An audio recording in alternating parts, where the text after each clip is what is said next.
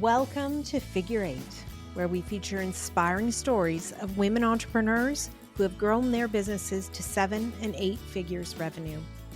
If you're in the mix of growing a bigger business, these stories are for you. Join us as we explore where the tough spots are, how to overcome them, and how to prepare yourself for the next portion of the climb. I'm your host, Julie Ellis. I'm an author, entrepreneur, and a growth and leadership coach who co-founded, grew, and exited an 8-figure business. This led me to exploring why some women achieve great things. And that led to my book, Big Gorgeous Goals.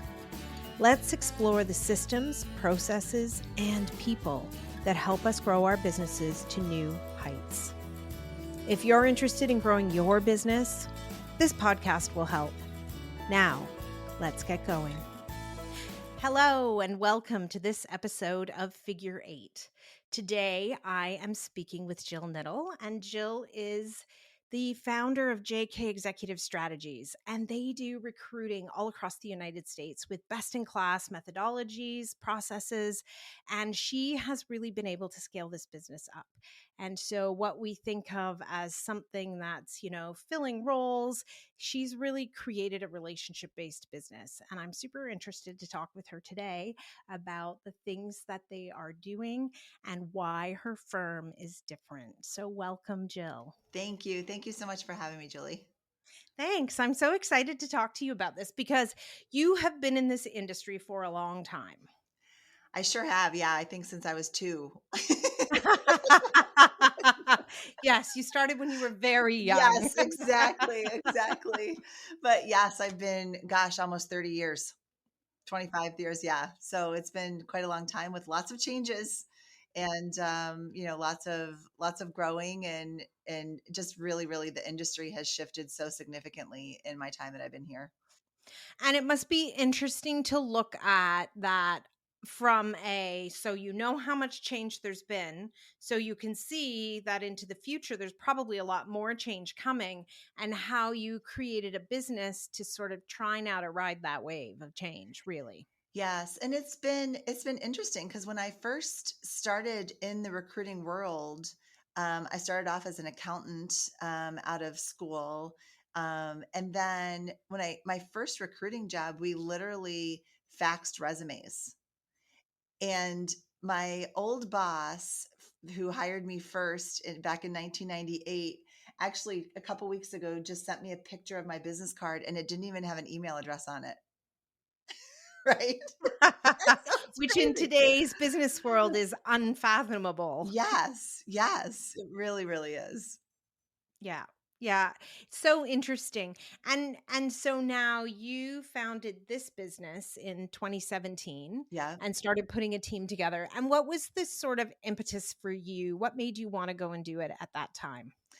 So good question. I had actually been with a firm and a minority partner at another company. And I always say that when you're a minority partner at other firms, you learn how to run a company and also how not to. So you learn everything.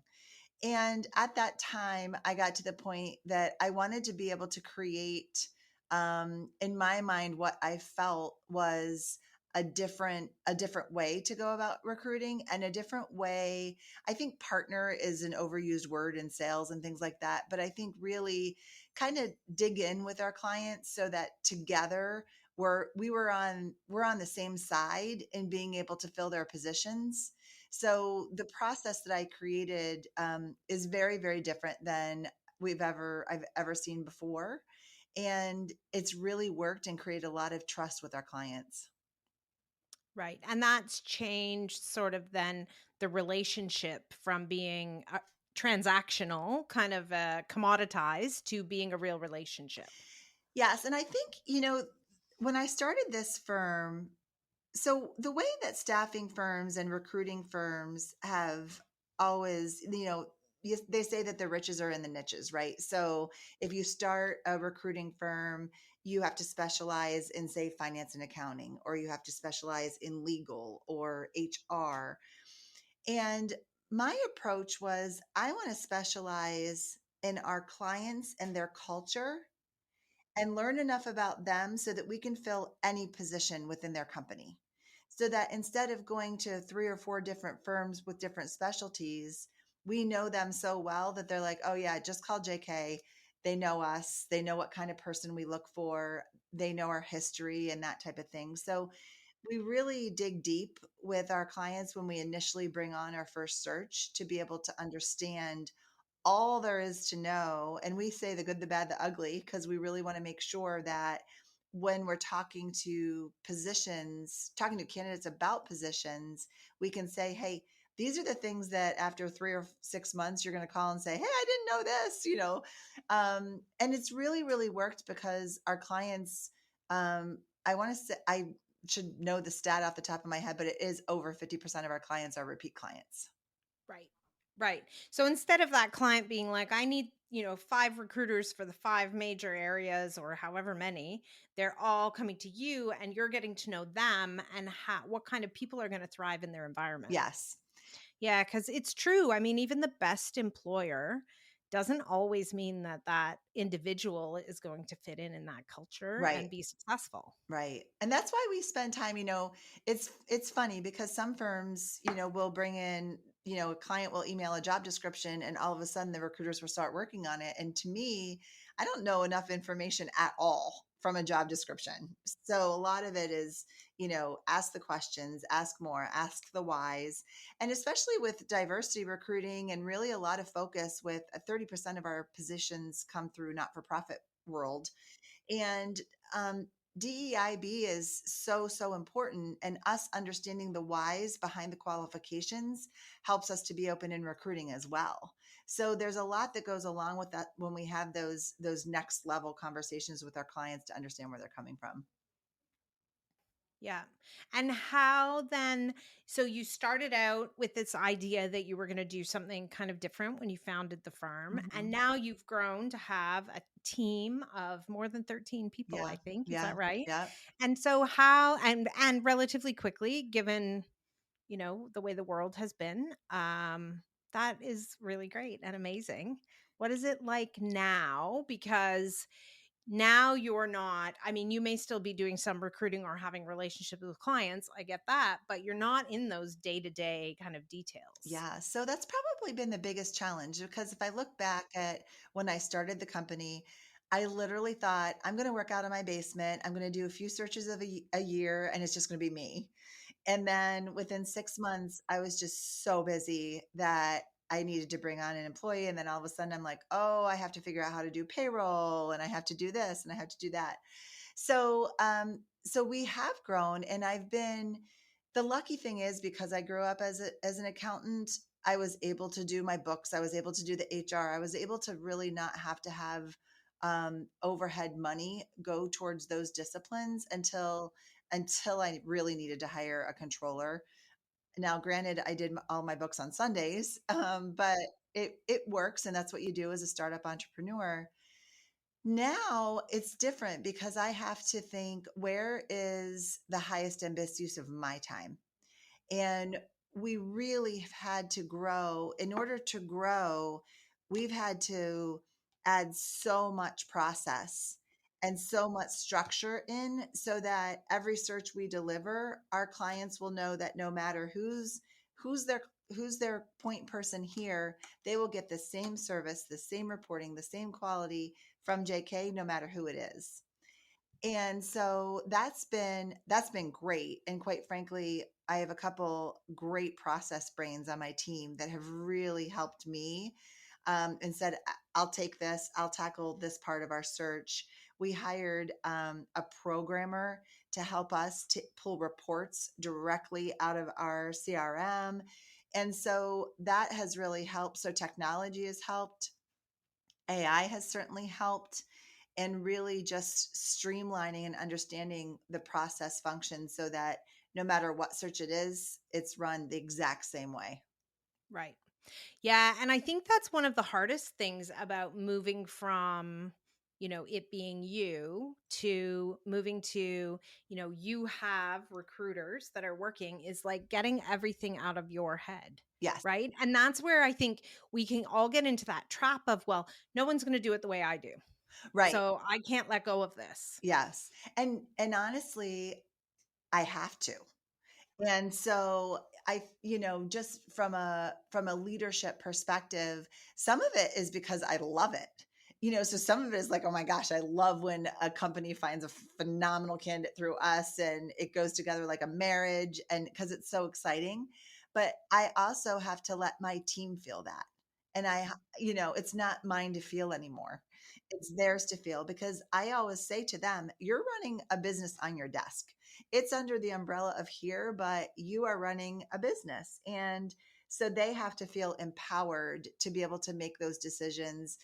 Still can run things by me, but again, I'm always asking, myself, you know, do I really need to be involved in this search? How can I step away? I have very, very talented people, that, team members that are fantastic. And I need to make sure that my company, my clients know. And sometimes I actually have to practice saying, you know what? I'm really busy running this company and you'll be in much better hands with Allie. Right.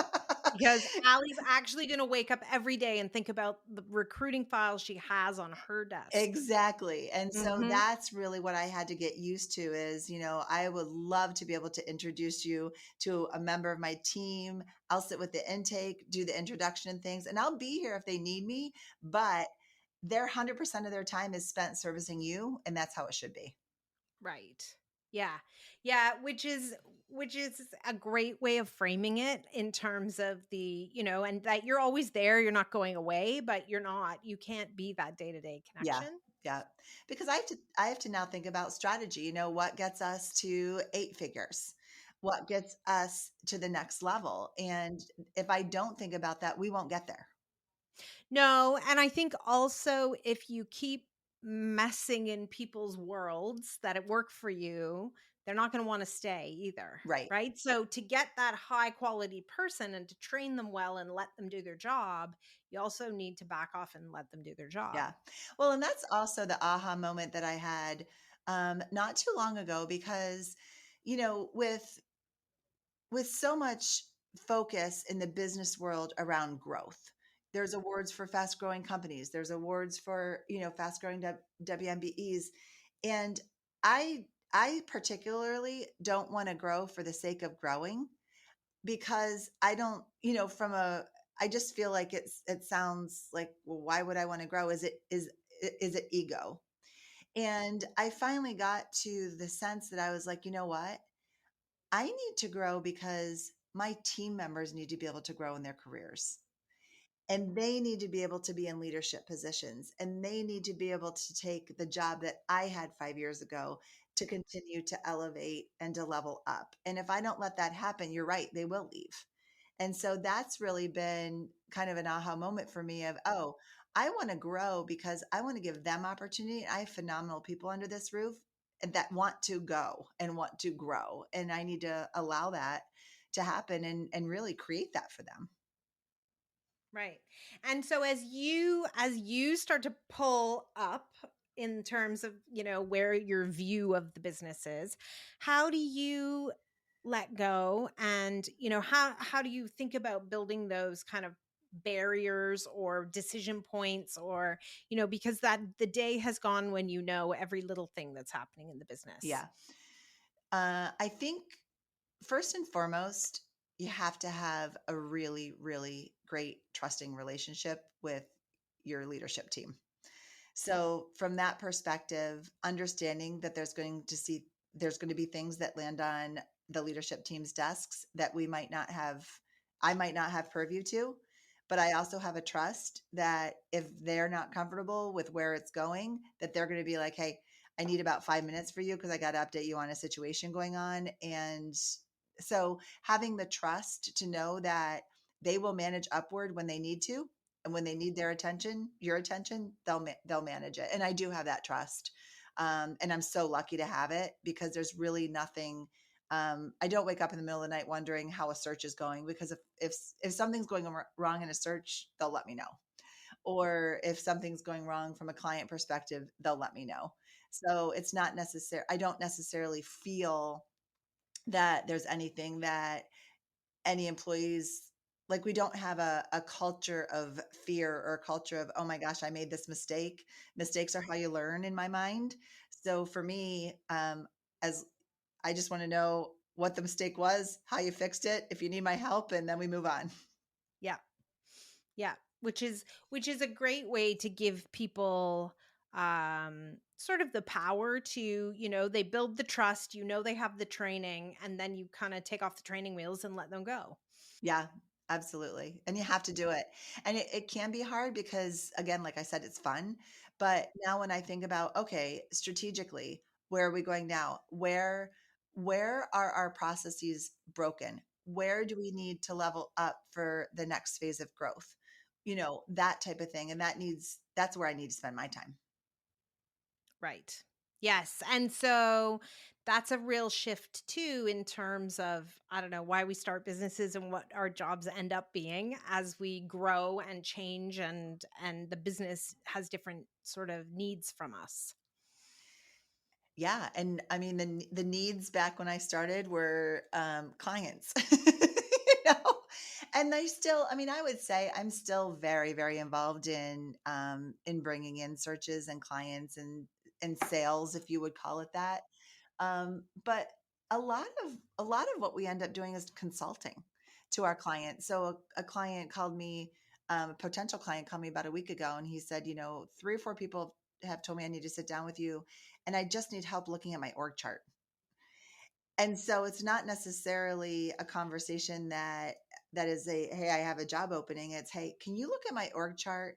Help me understand best practices and benchmarking for companies my size. What are other companies doing, and what talent do I need to hire to get to where I need to go? So those are the conversations I'm involved with now, more so than not, so that it may end up in a search or not, but it also is more of a consultative sale for sure. Because you might end up at the end of the day saying, oh, we need to add 2 people, and which one should we prioritize in your opinion, that type of thing. Yes. Yeah. And it is interesting, right? Because I think you do go through these phases where you're just throwing boxes on the org chart. And then suddenly you're like, it's like out of, we need a layer in here in the middle somewhere that's not there, or we need to sort of like pull it in a little bit, or, and then you have to sit back and really think about how to do that, right? Well, and whether the CEO is ready to give up some of that control, No. you know Back to the what do you have to give up and not see anymore piece, right? Yes, For sure. exactly. So a lot of my conversation in those type of conversations is, what do you like to do and what don't you like to do? Because they're not going to go to do what they don't want to like to do. They're going to want to continue to do what they like to do. So you almost have to create a job off of what the CEO actually likes to do and wants to do versus what they don't want to do anymore. And it is that piece of, yeah, like, oh, I didn't know my job was going to be like this when I got to this point. Yes. Yes. And it's funny, I was talking to another client the other day, who is a founder, and she hired a CEO and internally promoted somebody internally, and the CEO does not like her job. Because it is a lot of thankless stuff, it's yeah, it's im it's important to realize that as an entrepreneur and an owner, when you get to a certain size, there's a time in there that's not that fun. Yes. Yes, it's true, right? You pass through these and you think, oh my gosh, is this ever going to end? And then, suddenly it does. And the, light opens up again and it feels a little bit easier for a while. But there are those, where you're sort of trying things and things aren't exactly working. And you're, sort of, you got to cast your fishing rod and put the hook in the water a whole lot of times before you feel like you've done it the right way. Yeah, agreed. Yeah. Absolutely. Yeah. And that can be hard. Mhm. Because you don't know because you feel like, it's like banging your head against the wall. It's like, oh my gosh, why isn't this working? This is what I thought we needed to do, and things like that. So it is. And sometimes you have to bring in experts that are not necessarily under your roof. And that's really where my next phase is going. Right. So it's about now looking out for like advisors or mentors that are going to help you to sort of tackle the big questions for what's next. Yes, and really how to scale a search firm that is largely regional. So the firm was created on relationships. So how do you forge relationships not in your own community? Yeah. Yeah. So when you're sitting in New York State, how are you making relationships in California and Texas and Florida and Washington State and, all of those places that aren't, in the backyard you've worked in for a really long time? Right, exactly. And we have quite a few national clients that take us with them that may have headquarters in Western New York, and then they have locations in Las Vegas and Dallas. And so that's where we've had a lot of success. And part of it is because we know the company. And so we can find the right people wherever they are because of the technology that we have now.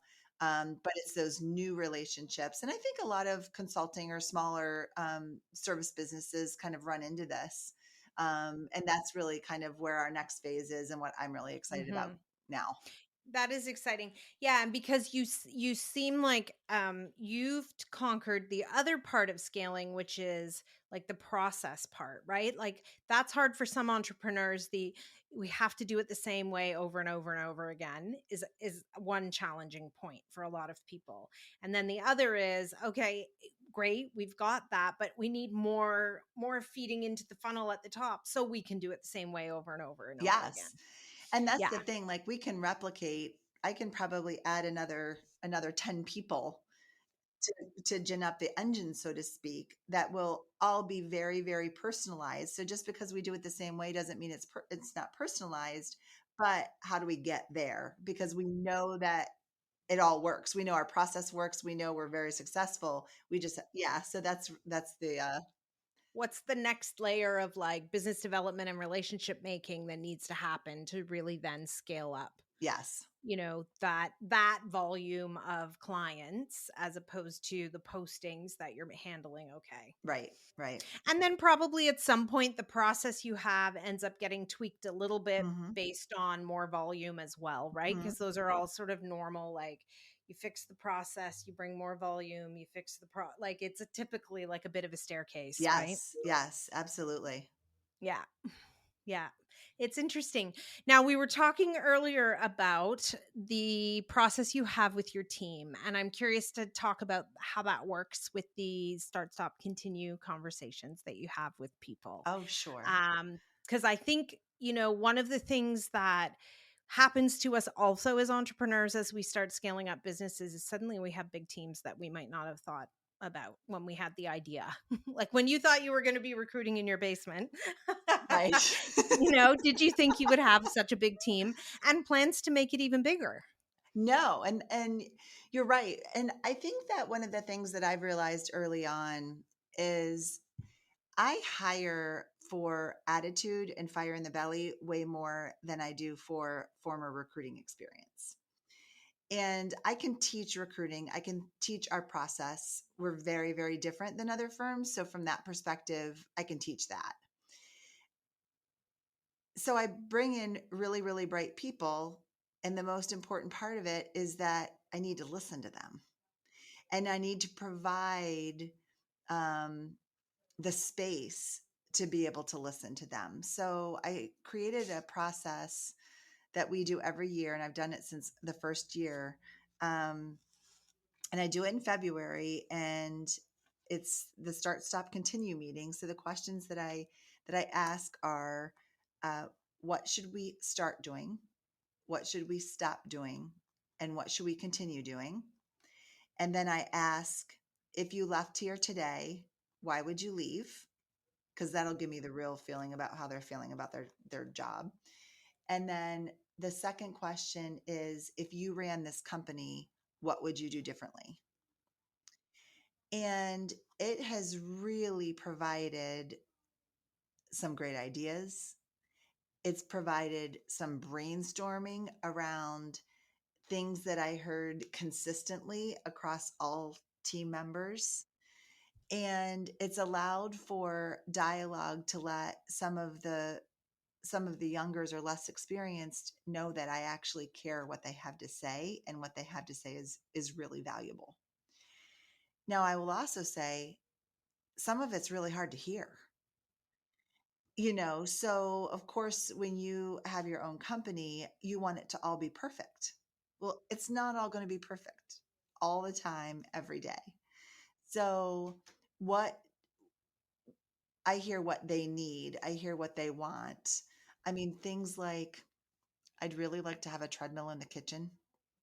Some of those things don't necessarily fly, but But I um, did see a dog wandering there around in the are background. dogs. So, Yes, we do bring our dogs to work. It's created a different schedule than we've had. So we have core hours from 9 to 3, Monday through Thursday.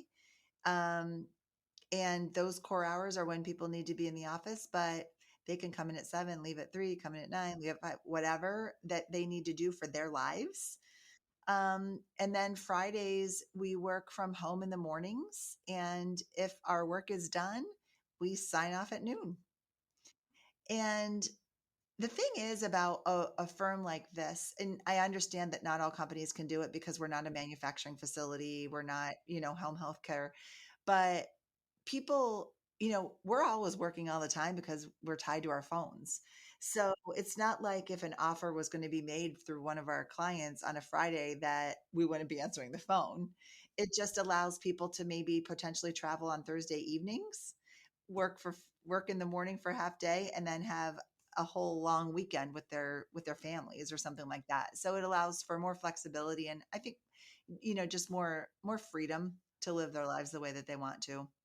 But that's one of the things that came through the Start, Stop, and Continue. One of the ideas.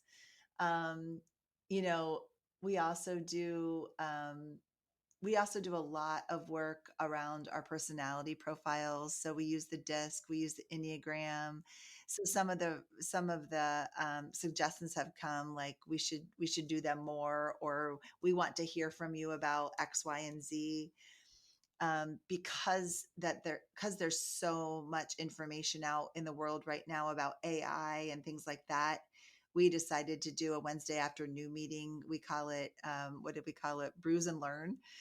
So feel free to have a beer or not, but we each presented once a week to say, hey, this is what I've learned recently, and I want to share it with you team members, because it might be interesting to you. And some of it came through in leadership, some of it came through in AI, some of it came through in tech. We had a clothing exchange about sustainability. So it was really interesting, and everybody got to do what they wanted to do. And those all come out of those Start, Stop, Continue meetings. right. Right. That's so interesting. And I mean, obviously, you've built a culture and a rapport with those team members that they are pretty open and honest with you. Hmm. Yeah, and they have to, because if you don't have that, you're not going to get what you need. So why have the meetings if you know But again, sometimes it's hard. It's like the first 360 I ever did, I cried. You Yes, know? I think everybody did. And sometimes you cry about some of the things people see in you that you like didn't even kind of realize, like for the good stuff too. But there's always those couple of things where you're like, "Ah, I know." Right, exactly. I know my blind spots. Thanks for Yeah. reminding me. Hmm. Yeah. I think that's a really great way though to like let's face it, we people want to work in different ways today, right? So listening to the input you can get and seeing what you can do, because you're right, you can't do it all. But there are a lot of things you can do. Yes. Yeah. And you're exactly right. Some things you can say, "Oh, absolutely, that's a great idea." And other times I'm like, "Where did that come from?" Like, that's completely left field. Um, but I think as you grow too, from a company perspective, yes, it's important to have policies and procedures, but it's also important to listen. So this year we had our first maternity leave. And so our new mama came to me and she's like, "What's our maternity leave policy?" I'm like, "What do you want it to be?" Like, let's figure it out. my goal is I don't want it to be hard to have babies here. And we're busy, but we need to be able to allow the space so that people feel like they can have families here and they can live the life that they want to live. For those that don't have babies, one of my team members said, I want to travel the nation one summer in a van. I said, then when you want to do that, then you come to me and we figure that out. So it's that type of thing from an open-minded perspective that we have to, especially generationally, we have to put ourselves where they are without really truly understanding where they are Yeah. and making sure Yeah, that they because know we're there's so open. many ways that you could do that. You could say, can I work remote for 8 or 10 weeks and I'm going to do it while I'm working? You could also say, can I take leave of absence, right? Like there's so many different ways to do something like that. Yes, absolutely. And I need to be able to be open enough to retain that so valuable employee to make sure that she can live the life that she wants to. So all of those things are things that I've had to learn and had to just be open to and figure it out. Yeah. I think it is interesting doing some of those things too, because like in our business at Mabel's Labels, we had unlimited vacation. And, everybody goes, "Ugh." But in reality, most people took between 3 and 4 weeks of vacation. And, it was like nobody was ridiculous about it. And everybody did their jobs. And, it allowed people the flexibility, though, to feel like they had a lot of ownership and, about planning their life and doing what they wanted to do. And so it wasn't a very big trade off in the end, but it felt, people get very like unlimited vacation. And it's like, but you still have a job to do. Right. So people are reasonable then about they know what that responsibility looks like. So it's just kind of one of those interesting things where, you think it could be scary, but it's not. It's not. Yeah. And I think that it also goes hand in hand with accountability. I Absolutely. mean, if you have an accountable culture and you have metrics in place to understand what's going on when I get a dashboard every Monday. I know exactly what's going on. And so you have to be able to allow that freedom, but still have the accountability so that people are doing their jobs and you actually know how that.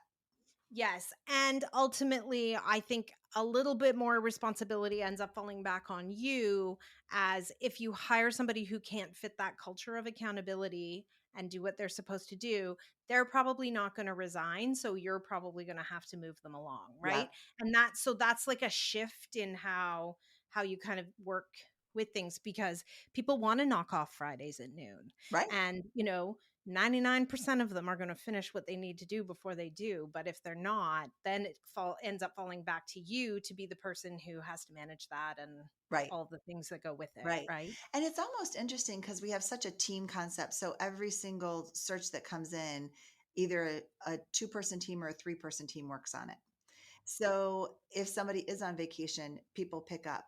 There's different, responsibilities that everybody has for a search. So it's almost like not only is it accountability to our client, it's accountability to each other and our team. Yeah. It's also a great, practically speaking, as in like thinking about your business and how it operates. If somebody suddenly can't come to work tomorrow because, something's happened to them or someone in their family or whatever the case may be, you have continuity on all those files, right? You're Yeah. not like it mitigates your risk to some degree as a business. Oh, absolutely. Absolutely. And it's been really, really great. And it's not normal in our No, industry either. no, it's not. Yeah. Interesting. Ah, so interesting. Well, I'm excited to see what plans you lay and how you scale up next for the next level of fun and growth. And yeah, I look forward to staying in touch and hearing all about it. I hope you enjoyed today's episode. Please remember to hit subscribe on your favorite podcast platform so you won't miss any episodes. Figure 8 isn't just a podcast. It's a way of seeing the big, gorgeous goals of women entrepreneurs coming to life. If you're interested in learning more, you can find my book, Big Gorgeous Goals, on Amazon anywhere you might live. For more about my growth and leadership training programs, Visit www.julieellis.ca to see how we might work together. Read my blog or sign up to get your free diagnostic. Are you ready for growth?